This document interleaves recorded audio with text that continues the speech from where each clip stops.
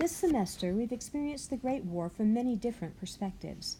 We've read texts from the English and the German points of view, considered different experiences of women and men, thought about gung-ho war supporters and conscientious objectors, even considered the war from the point of view of persons living in 1914 to 1918 versus that of people living in the late 20th and early 21st centuries. This week, our texts are about remembrance, which is a good place to stop as we look back over the semester in preparation for the exam. Remembering the Great War is always going to be culturally fraught. It looks different for Germans versus English people, and different for Europeans versus Americans. Even the way we remember the war, it is still a central, vitally important conflict for Europeans, who see it as the first act of a war that ended in 1945, while most Americans learn almost nothing about it in school, reveals the important cultural differences that would go on to govern how the combatant nations conceived of war itself, as well as their national characters. As we examine the poems of remembrance, compare them to the war poetry we've read so far. The Great War created problems for poets and writers, in that the forms that had come down to them seemed ill-fitted for the war. Traditional texts about war could be elegiac. They could certainly focus on loss and even on the pointlessness of individual loss. But typically, they didn't question the war itself, even if they suggested that war is hell.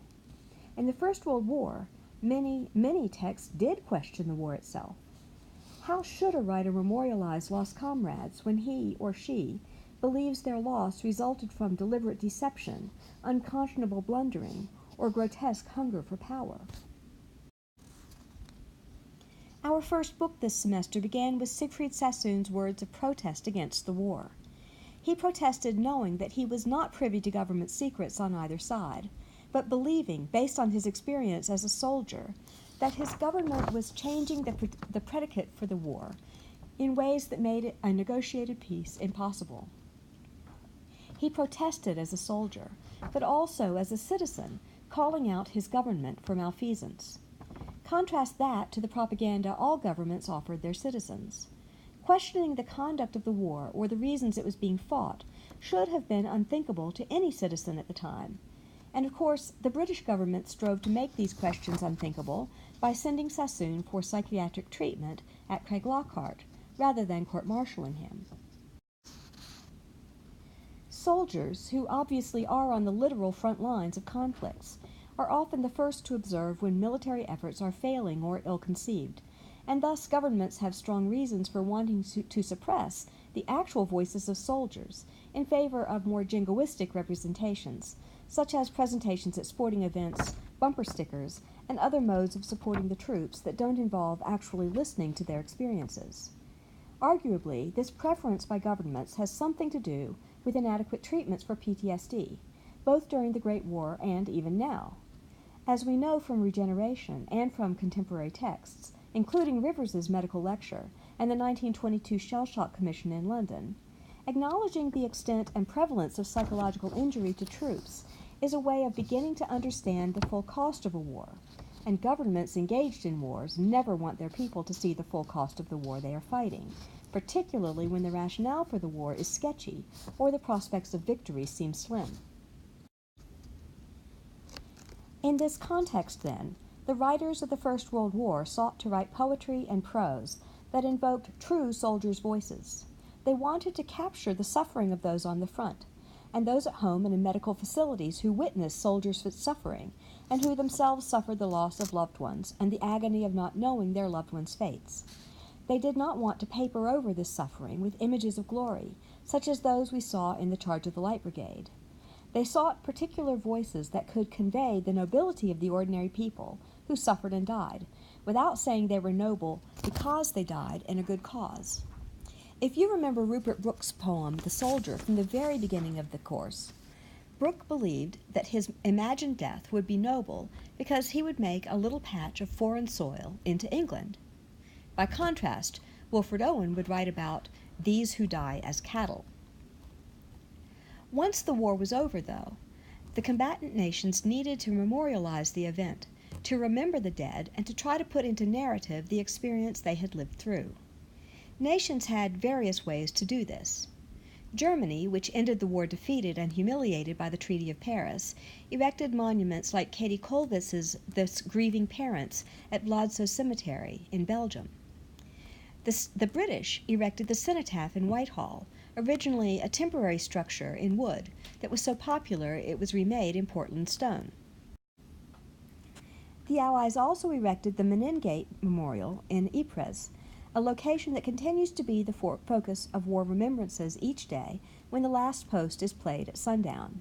The Meningate Memorial is inscribed with the names of soldiers lost in the war, whose bodies were never recovered. The architect thought there was ample room for the names of all the lost soldiers from battles around Ypres, but after memorializing 54,896 soldiers, the memorial was out of space, and the remaining British soldiers' names are inscribed in Tyne Cot Cemetery, while soldiers from British colonies have a completely separate memorial. Kolwitz's memorial focuses on loss. The parents are bowed down by grief, representing the feelings of survivors of the war, who feel neither joy nor relief, but only sadness and loss. The Meningate, by contrast, is designed as a triumphal arch, albeit one that opens into an area memorializing the dead.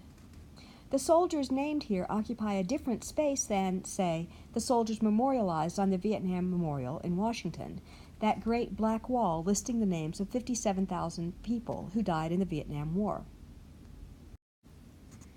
For the most part, the bodies of those soldiers were recovered and returned to the United States for burial. But the Meningate is specifically dedicated to soldiers whose remains were never found or identified. And remember, there were so many at just this one location that the memorial proved too small to contain all the names. No wonder Siegfried Sassoon saw the irony inherent in this monument, a triumphal arch that cannot erase the indignity done to the men it memorializes. Bitterly ironic, Sassoon calls it a sepulchre of crime. For him, the mismatch between the triumphal grandeur of the monument and the ignominious, horrific deaths of the soldiers is too much to bear. Kipling's poems also reflect the profound disillusionment of one who has suffered because of the war.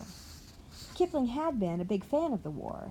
He is generally known for his somewhat thoughtless jingoistic patriotism, and he had pulled strings so that his underage son Jack could join the Flying Corps early and head to France while still too young to be in the army at all, let alone in combat.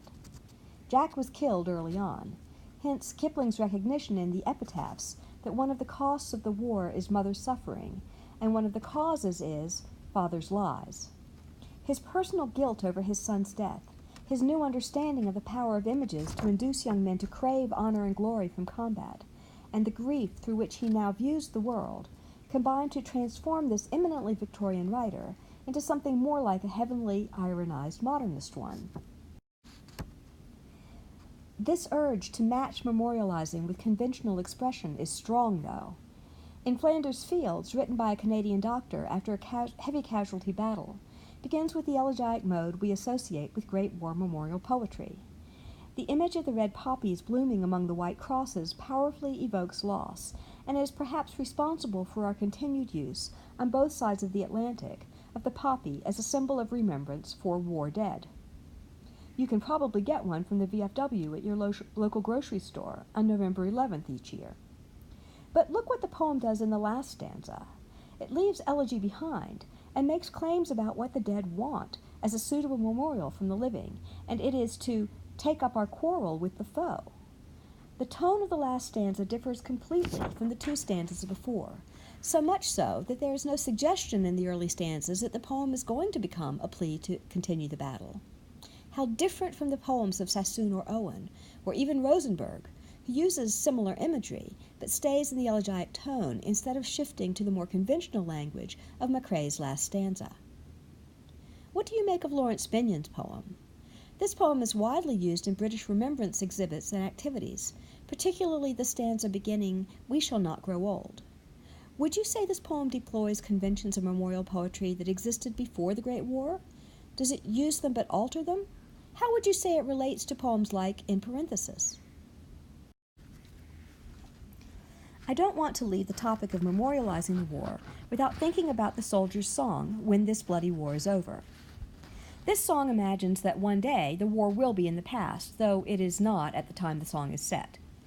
As is typical of soldier songs about army life, the speaker in the song is not crazy about the many regulations and petty torments of the army, such as having to get a pass in order to do anything, and being generally subject to the whims of higher-ups who have a great deal of power over one's day-to-day quality of life, without necessarily having the personal characteristics that should qualify one to have that sort of power.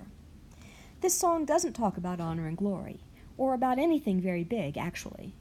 The person who originally came up with these words and matched them to the evangelical hymn tune is in the middle of one of the most brutal wars ever fought, but Church Parade comes in for a great deal more opprobrium than trench life. Why do you suppose that is? Perhaps it is an example of what Stephen Kern calls the eternal present, the self-preserving attitude of trench soldiers to focus on what's right in front of their faces, rather than pulling back to see the big picture. For most of them, the big picture would only be too depressing. They had no influence on whether the war would continue or stop, no power to alter the suicidal battle plans of their generals. In that context, dreaming of a trip to town that doesn't involve supplication for a pass might be less escapist and more empowering. This song is more like the soldier's poetry we've read, and less like the high-sounding notes of the Charge of the Light Brigade, or even the last stanza of In Flanders Fields. And that might suggest something to us about how the soldiers of the Great War want to be remembered, as people who suffered and fought as cheerily as could be, finding pleasure where they could, and enduring the hardships imposed upon them. They don't seem to ask us to honor them because their cause was noble or just. Whether on the losing or the winning side, the suffering and loss were the same.